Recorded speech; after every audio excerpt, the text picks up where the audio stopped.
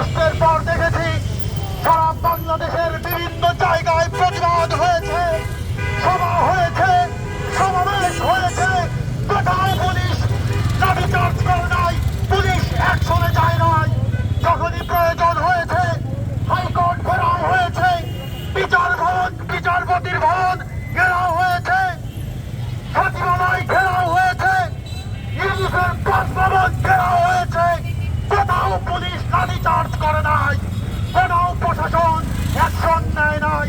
বিগত 2 দিন ধরে দেখছি অটো রিক্সাওয়ালারা পুরো ঢাকা শহরকে স্বৈরাচারী হাসিনার আমলের লগি বৈঠার যে আন্দোলন দেখেছিলাম, সেই আন্দোলনের মতো ভাঙচুর জ্বালাও পোড়াও দেখছি, পুলিশ সেখানেও ভূমিকা রাখে নাই। কিন্তু যখন বহরন বাজারে গভর্নর অফিসের সামনে শান্তিপ্রিয় অবস্থান হয়, সেখানে পুলিশ 5ই মের মতো রাতের আধারে গ্রেনেড হামলা, টিয়ারশেল নিক্ষেপ, লাঠিচার্জ করে যে নারকীয় তাণ্ডবের সূচনা করেছে, তা দিল্লির ইশারায় হয়েছে, দিল্লির ইশারায় হয়েছে। আমরা স্পষ্ট ভাষায় বলে দিচ্ছি, জুলাই বিপ্লবের অভ্যুত্থান মূল স্থির ছিল দিল্লির আগ্রাসনকে উৎখাত করা।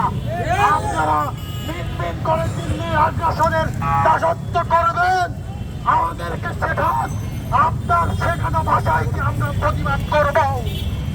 আপনারা আপনাদের প্রয়োজনে রাষ্ট্রপতি ভবন ঘেরাও করতে চান, সেখানে মব জাস্টিস হয় না।